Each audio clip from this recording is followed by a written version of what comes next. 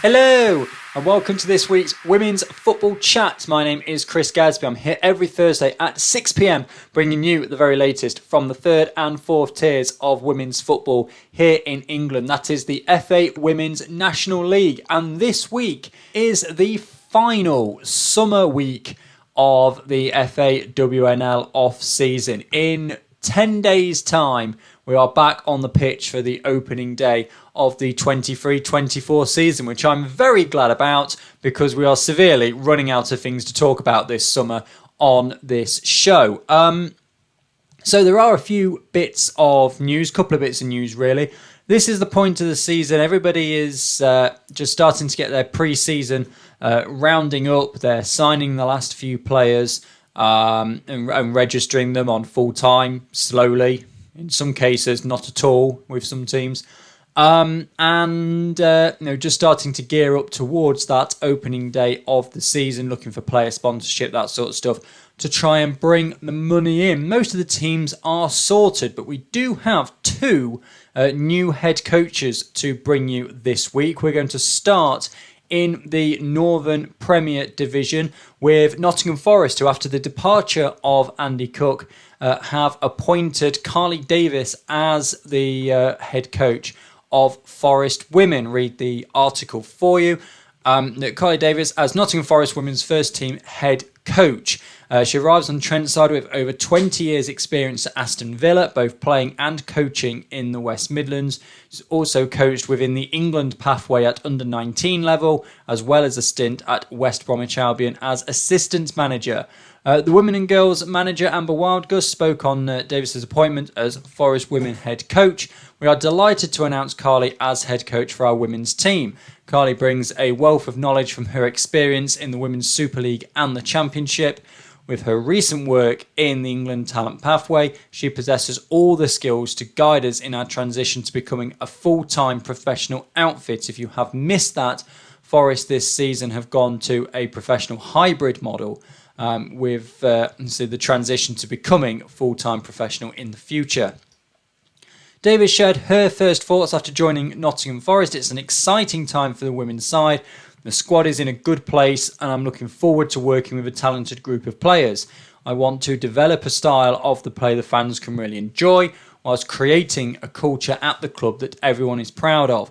Carly spoke on Forest Women's move to a hybrid model for 23-24 as the women's side was fully integrated into Nottingham Forest earlier this summer. The plans for the club and the direction the owner wants to take the women's programme aligns with my core values, and it is a project I'm excited to be a part of. So Forest, with a new head coach, really seem to be strengthening at the moment. Got some good new pieces in on the pitch and now got a good head coach to go with it as well. So looking to be even stronger than their title win last season. One other head coach appointment to tell you about, then we're going to move down into South East Tier 4 with Martin Herdman appointed as the Norwich City Women head coach. So article on their website, Norwich City Women delighted to announce Martin Herdman as the club's new head coach. He has wide-ranging links in the game and extensive coaching experience in the UK and internationally. He began coaching futsal at the age of 13 for Brazilian soccer schools, worked his way up to Hartlepool United's Academy, Newcastle United Foundation Academy, and then Durham Women and the University Women's team. He's also lead coach at MLS team Vancouver Whitecaps, so plenty of experience here from Norwich as well. Originally from County Durham, he spent time in national camps with Canada Soccer and New Zealand because his brother currently resides as the Canada men's national team head coach. So a really good appointment. This seems to be from Norwich. And he says he's had a great reception, welcome from the players. He's been super impressed with their attitude and application. He says he can't wait to get started tonight against Wroxham. That was yesterday. I believe they won by 1-0, if memory serves me right. General manager for the women's team, Flo Allen, said they're delighted to welcome Martin Herdman as the new head coach. They're excited for him to get started on the pitch with the team. When they interviewed him, his personality absolutely shone. We think he's a really good fit for our students. We look forward to seeing what he can achieve with them this year. So they said his first game in charge was last night against Wroxham, and they beat Wroxham, I believe, by a goal to nil. By 2 goals to nil. But because it was pre-season, they did it in a 120-minute game split into 4 half-hour quarters. So, 1-0 in 90 minutes and then the other one in at 104. But those are the 2 appointments, really, from this week. So, we are now 10 days away from the start of the season. It has now been 11 days since the last piece of social media from the league. And that was about the reserve fixtures being released and saying they were going to be released at noon. Haven't actually done anything with them being released. And then they had the names and the numbers before that, and then the new balls. So the last thing to do with the first teams was on the 26th of July, which was now, I think, a fortnight ago today. Or maybe a fortnight ago yesterday. So, wondering when the league is going to kick up, because we are now 10 days away from the start of the season and we've heard nothing. But this is a great opportunity to tell you, and we'll go through a bit in detail about, obviously, it is not too late to register yourself for both Predictor League this season and Fantasy Football. Both the links to all of which are on my website, www.womensfootballchat.wordpress.com. So sign up if you haven't already. And if you think you know which way it's going to go next season, then you can join the Predictor League and see if you will be right or not.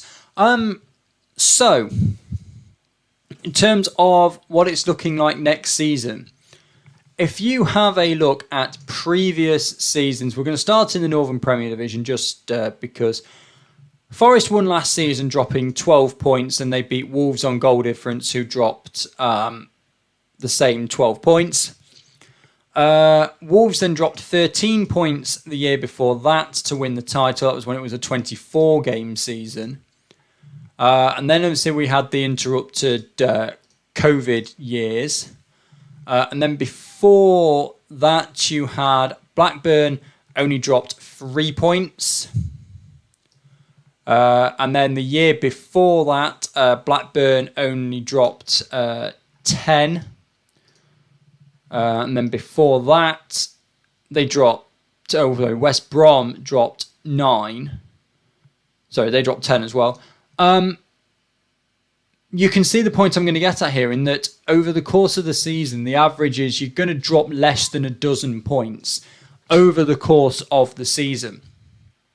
So in a 22-game season, you're talking you need, out of a possible 66 points, you're going to need the top end of the 50s in order to be up there towards the end of the season, realistically. So because you can only afford to lose 1 or 2 games, you've really got to hit the ground running. Where do I think the Northern Premier Division is going to go this season? I'm really not too sure. My gut instinct, and I know that I have obviously previous experience with Forest, but I do feel as though Forest are going to be the team to catch. They won the league last year and they seem to have strengthened.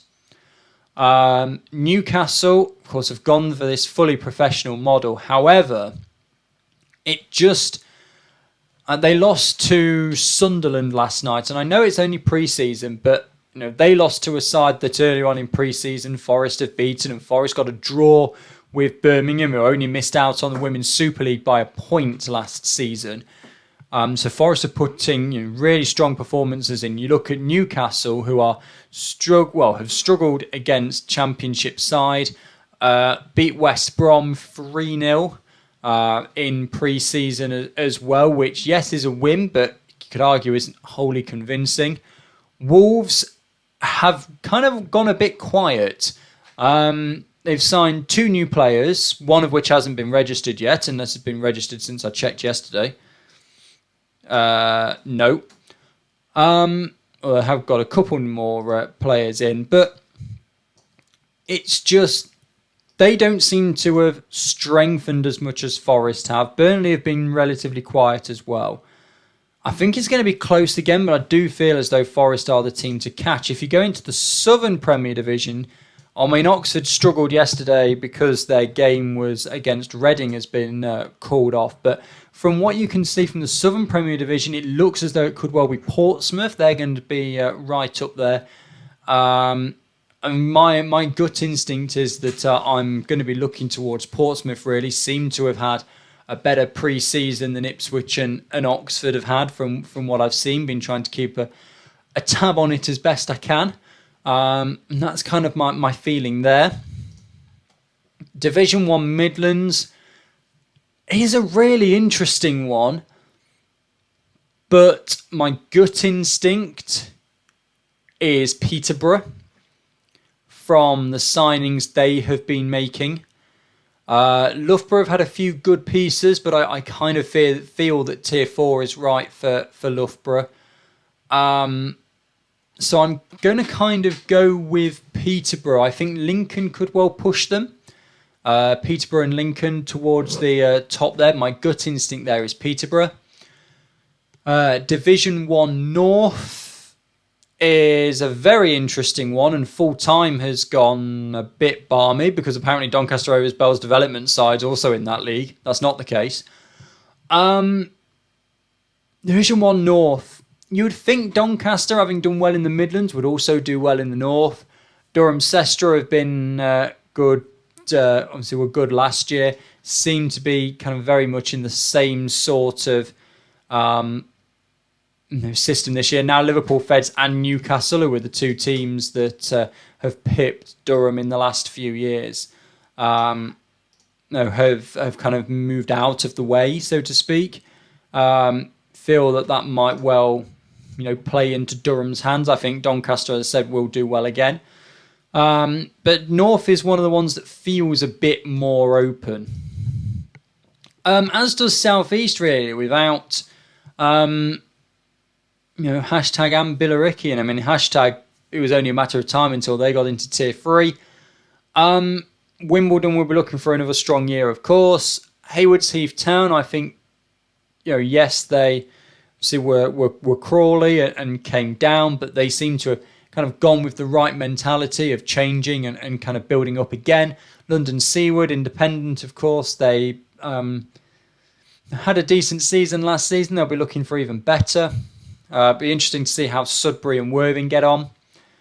Because, of course, in South East last year, the threat of relegation against sides kind of disappeared, and you had teams such as Chesham.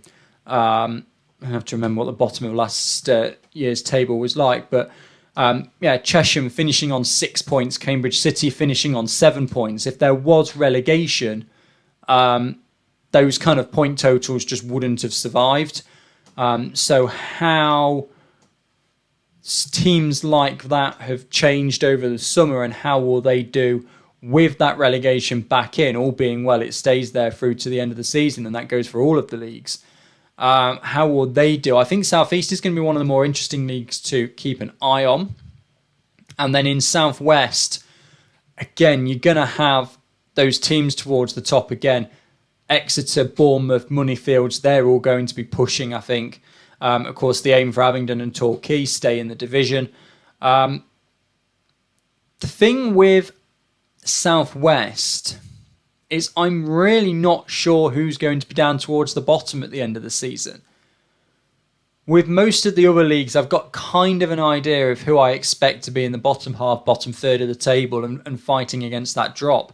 In South West, it's going to be very interesting. I'm not entirely sure. I think my gut instinct says a Bournemouth, Exeter, Moneyfields top 3, but other than that, I really do not know how it's going to go. But if you think you know how it's going to go, then join the Predictor League, www.womensfootballchat.wordpress.com, and you can sign up to the Predictor League and to Fantasy Football as well if you think that you can combine everything that Exeter, Maidenhead, Moneyfields, Bournemouth put together to get a good Southwest team, or the best Southwest team possible. Then join Fantasy Football, and that goes for all of the leagues as well. But that will about do it for this week's Women's Football Chat. As I said, wasn't a huge amount to go through because not a huge amount is happening. Teams are just announcing the signings of their players and finishing off their pre-season ahead of that opening game on the 20th. Couple of teams I've seen are opening up their grounds really early to watch the World Cup final before the game. So we don't know if England are going to be there or not yet. They're into the quarterfinals on Saturday morning. But yeah, more and more teams, particularly if England get through to the final, I suspect may well do that. So keep an eye on the social media of your favourite team to just see if you can take part in a big watch party of the World Cup final, particularly if England are there. So next week, it is the start of the Women's Football Chat Season 3, and it will be episode number 98, and I never thought that I would get that far. So we'll be back to normal next week. We've got fixtures to preview next week. That'll take up the vast majority of the show. And obviously every subsequent week after that we'll be into the results, the fixtures and all of the news from around the third and fourth tiers of women's football in England. That is the FA Women's National League. But for now, thank you very much for watching and or listening to this week's Women's Football Chat, and goodbye.